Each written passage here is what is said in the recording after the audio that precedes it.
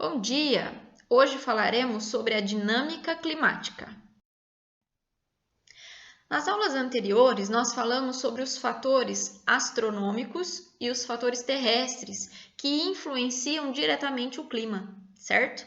E esses fatores, eles influenciam os elementos climáticos, que são a umidade relativa do ar, a ocorrência de chuvas, a temperatura de cada local do planeta. E como quase tudo no clima está interconectado, né, por uma dinâmica, se uma variável mudar, tiver alguma mudança, ela vai influenciar nas outras. Então, se um desses elementos tiver alguma mudança, ele vai provocar uma mudança também nos demais elementos, certo? Então, isso cria-se, gente, uma complexidade muito grande. Falar sobre o clima é muito complexo. E aí dificulta, né, termos e modelos científicos para a gente estudar a previsão do tempo, tá? Então, para a gente tentar entender essa complexa dinâmica no clima o clima aqui no nosso planeta, a gente vai estudar aos poucos, tá? Alguns pontos. Então, vamos falar um pouquinho sobre as correntes de ar e as correntes de água em seus conjuntos, tá? E aí a gente tentar caracterizar a circulação atmosférica e oceânica do nosso planeta. E aí, sabendo um pouquinho desses conceitos, vamos tentar ter um fundamento mais básico para a gente tentar realizar as previsões climáticas um pouco mais precisas. Então, vamos começar falando sobre a circulação atmosférica. Olhando aqui na imagem, essa é uma imagem de satélite e ela mostra aqui, né, o nosso país. E percebam que aqui, ó, mais para o norte, nós temos uma grande quantidade de nuvens. E aqui no sul também, ó, pegando, né, uma parte sul do país, uma grande quantidade de nuvens. Essas nuvens, gente, ela é um indicativo de zonas de baixa pressão. O que isso quer dizer? Que o tempo aqui nessa região onde aparecem essas nuvens estarão sujeitos a ventos fortes e muita chuva intensa, tá? Então, nessas duas regiões onde aparecem essas nuvens. Em contrapartida, nessa região mais ao centro, né, do país, pegando região nordeste, sudeste, centro-oeste, um pedacinho do norte, um pedacinho do sul, não tem nuvens. Então, isso é um indicativo de uma zona de alta pressão. O que isso quer dizer? Que o tempo aqui está mais limpo, está mais calmo, os ventos são poucos e aí quase nada de chuva, né? A probabilidade de ocorrência de chuvas é muito pequena. O que eu quero que vocês entendam com isso? Que para que essa massa, né, de ar se movimente, que é um exemplo de circulação atmosférica, essas massas elas vão se movimentar devido à mudança de pressão e de temperatura, que está muito relacionada à convecção, ao longo de toda a atmosfera terrestre. Então, o que vai fazer essas massas de ar se movimentarem vai ser a diferença de pressão e de temperatura. E aí, para a gente tentar entender, né, esse movimento das massas de ar, a gente precisa então rever alguns conceitos. Vamos rever o conceito de convecção, que já foi falado em outros momentos das nossas aulas, tá? Quando a gente fala de convecção, então vamos lembrar do ar. O ar, então, ele na superfície, né, na superfície terrestre, ele vai aquecer com o calor do sol, quando ele se aquece, as moléculas se expandem, ele expandindo, ele tende a ficar menos denso, né, mais leve, e aí ele sobe para a atmosfera. Quando esse ar sobe, né, para a atmosfera, ele vai encontrar lá em cima temperaturas mais baixas. Essas temperaturas mais baixas farão com que as moléculas se juntem novamente, fazendo com que esse ar fique mais denso e aí volte, né, em direção à superfície terrestre. Ele vai ficar mais pesado e ele vai voltar para a superfície terrestre. Essa diferença de temperatura, gente, é o que nós estudamos na convecção. Então, essa diferença em que o ar aqueceu, subiu, resfriou e desceu é o que nós chamamos de convecção. tá? E aí, como um exemplo, né, mais prático sobre essa ideia de convecção, nós temos as brisas marítimas e terrestres. E aí eu coloquei uma imagem aqui para a gente relembrar esse assunto. Então, nós temos aqui, ó, a areia da praia. Normalmente, nessa areia da praia, ela fica mais quente, né? Ela retém mais calor, então a temperatura vai ser maior. Em relação, gente, à água aqui do mar, tá? Então, a água do mar vai estar um pouco mais fria. Quando a areia da praia está com uma temperatura mais alta, ela vai aquecer esse ar que está aqui na superfície, ó. O ar aquece, a tendência dele é ficar menos denso e subir. Quando esse ar sobe, nessa coluna de ar quente, sobe em direção à atmosfera, essa região aqui, ó, onde o ar estava, né, que ele se deslocou para cima na atmosfera, ela se torna uma região de menor pressão. É como se formasse um buraco. Para que não fique um buraco, né, porque o ar foi deslocado para cima, nessa região de menor pressão, para que não ocorra, né, esse vácuo, o ar que está nas laterais tende a ir para esse ponto. Então, o ar aqui, ó, que está em cima do mar, ele vai em direção a essa região de menor pressão. Como houve um deslocamento da massa de ar que estava em cima do mar para onde, né, em direção à praia, onde está essa menor pressão, né, onde houve a saída do ar, um deslocamento do ar para a atmosfera, esse deslocamento nós chamamos de vento, tá? E nada mais é que a brisa marítima. A brisa terrestre é o que acontece à noite em relação à praia para os ventos jogando, né, em direção ao mar, tá certo? E aí, gente, dessa forma mais ampla na atmosfera, o vento, então, ele sempre vai soprar das regiões de alta pressão para as regiões de baixa pressão. Então, ó, regiões de alta pressão, sentido regiões de baixa pressão, tá? E aí, consequentemente, ele pode carregar com ele nuvens, e aí essas nuvens vão estar, né, cheias de umidade e de chuva. E aí, quando a gente fala de nuvens, a gente precisa comentar um pouquinho sobre a formação e a movimentação dessas nuvens. Tanto a formação quanto a movimentação, elas vão estar relacionadas com a topografia ou a diferença de densidade e pressão, tá? Então, só relembrando, nós sabemos que a formação das nuvens nada mais é que a umidade na superfície que se aqueceu e evaporou. Essa umidade, quando ela atinge, né, alturas mais elevadas, a temperatura vai estar mais fria e aí, em contato com esse vapor, cria-se, né, muda-se o estado da água, do estado gasoso para o estado líquido, né, e aí as nuvens são formadas. Então, elas passam por um processo de condensação e as nuvens são formadas, ok? E aí, gente, existem 4 maneiras de formação de nuvens.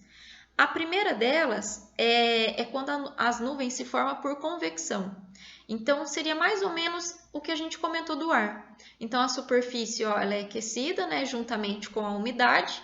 Aqueceu, vai subir para a atmosfera. Conforme vai subindo, atingindo altitudes maiores, né, mais elevadas, a temperatura vai diminuindo. Essa umidade ela começa a se condensar. Então, cada vez mais vai se formando, né, o condensamento e a formação dessas nuvens. Quando chega lá em cima, a temperatura, o ar fica pesado, resfria, fica pesado, e aí a tendência é essa umidade juntamente com o ar voltar para a superfície, tá? Depois, essa nuvem pode também ser formada por convergências de ar, então é uma região de baixa pressão, o ar se deslocou juntamente com a umidade, e nessa região de baixa pressão, para não ficar o vazio, né? Houve aí um deslocamento de massa de ar, tanto de um lado quanto do outro. Então, aí houve convergência, né, de massas de ar vindo dos dois lados, tá? Em direção a essa região de baixa pressão. Depois, também pode ser formada em relação à topografia. Então, ocorre, né, a formação, a elevação desse ar para a atmosfera, Porém, existe uma montanha no caminho. Como não tem como essa umidade e essa massa de ar passar por entre a montanha, ela vai subir. Então, é uma tendência normal quando ela encontra essa diferença na topografia. E aí também elas podem se formar quando acontece o choque de massa de ar fria, né, do ar frio das duas laterais. Então, há uma região de ar quente, esse ar quente ele vai subir normalmente, e aí vem o encontro de uma massa de ar com uma massa de ar frio, perdão, das duas laterais. E aí ocorre essa elevação da umidade e do ar também para a formação de nuvens. Aqui, minha gente, só para vocês perceberem, na superfície, então, essa umidade juntamente com o ar, ele vai se aquecer e ele vai subir. E a partir do momento que ele vai subindo e ele vai encontrando temperaturas mais baixas, essas nuvens começam a aumentar, porque elas vão se condensando, vão formando gotículas e essas nuvens começam a aumentar, né, o seu formato e o seu tamanho, tá certo?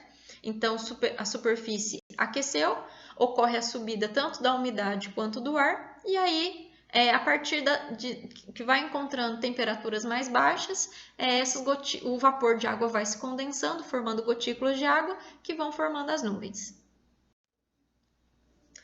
E aí, agora a gente tem condições de falar sobre a circulação geral da atmosfera. Então, sabendo que o nosso planeta ele possui regiões de maior incidência, lembra que nós falamos dos fatores astronômicos? De maior incidência de raios solares, como aqui na linha do Equador. Já nas regiões dos trópicos, né, de Câncer e de Capricórnio, a incidência já diminui um pouco. E nas regiões dos círculos polares, a incidência já é menor ainda. Isso vai criar, gente, diferenças na temperatura, né? E como eu tenho diferença de temperatura, eu vou ter a formação de áreas de menor pressão e de maior pressão. Por exemplo, aqui na linha do Equador, como ela é mais quente, é muito mais fácil, né, eu ter o aquecimento desse ar e a subida. Então, forma-se, né, uma região de menor pressão. E aí percebam que essas diferenças de maior pressão, de baixa pressão e de alta pressão, provoca o movimento dos ventos, tá? E aqui chama a atenção de vocês, aqui na linha do Equador, a formação dos ventos chamados de alísios, tá? São ventos que são provocados aí por causa do aumento da temperatura nessa região, né? E a diferença de pressão, tá certo? Então, vocês precisam saber que a circulação e a formação e a circulação dos ventos na atmosfera acontecem por essa diferença de temperatura, densidade e pressão.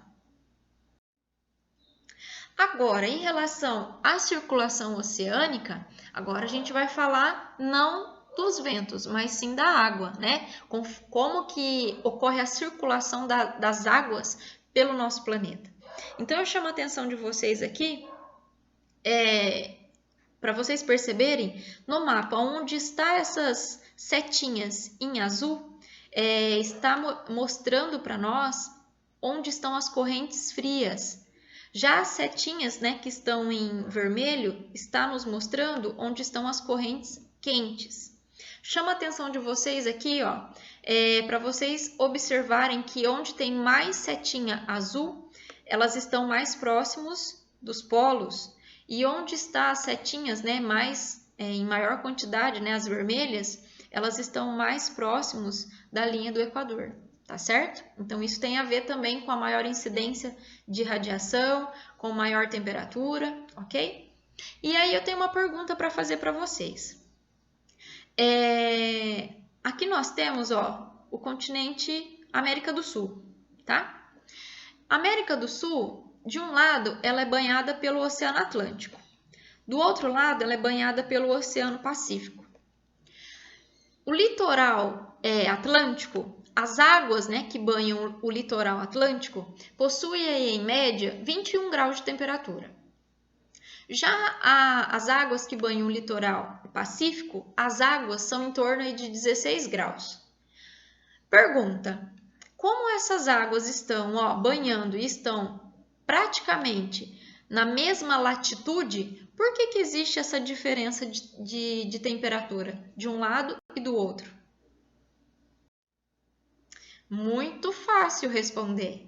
Para a gente saber por que essas águas, né, têm temperaturas diferentes, é claro, gente, elas possuem características diferentes. Isso vai interferir na temperatura também, tá? Então, para a gente avaliar, a gente analisa a circulação das águas, a gente analisa essas características. Então, nós sabemos que a salinidade vai interferir. Então, maior salinidade diz respeito a maior ou menor concentração de sais minerais. A temperatura, então, se essas águas estiverem numa região de maior incidência solar, provavelmente vai ser águas mais quentes, né? E os ventos. Os ventos também vão influenciar na formação das correntes marítimas, ok? Então, minha gente, temperatura e salinidade, elas modificam a densidade da água. Então, quanto mais salgada e mais fria, mais densa. Então, se essa água mais salgada e de maior temperatura, se ela é uma água mais densa, ela vai pesar. E aí vai provocar a formação das correntes, né, marítimas mais profundas. Então, aquelas que acontecem mais no fundo dos oceanos. Em contrapartida, as águas que estão na superfície dos oceanos, elas são movimentadas então pelos ventos, ok? Bom, então sabendo de todas essas informações, nós temos agora a condição de fazer uma previsão do tempo um pouco mais preciso, tá? Então, para isso, gente, para a gente obter dados, né, para formar uma previsão do tempo, a gente precisa fazer a análise de uma diversidade de variáveis meteorológicas, certo? Então, com base em parâmetros e em estudos dos fenômenos meteorológicos, é possível fazer uma previsão mais provável de se acontecer com o tempo. Então, como a gente vem estudando, né, essas variáveis ao longo do tempo, então a gente consegue fazer uma previsão do tempo para amanhã muito mais preciso, tá? E para a gente saber como é que o tempo vai estar amanhã, a gente precisa saber como é que ele está hoje, certo? E aí a gente precisa conhecer algumas variáveis, como a pressão atmosférica, a temperatura.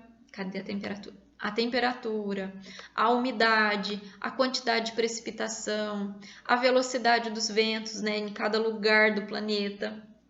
E aí saber como que essas variáveis estão evoluindo ao longo do dia, tá? E aí como que esses dados são coletados? O mundo inteiro, gente, locais, agências do mundo inteiro estão conectados, né, para agrupar esses dados. E aí esses dados vão para um banco de dados específico e aí as informações são analisadas e são distribuídas, tá?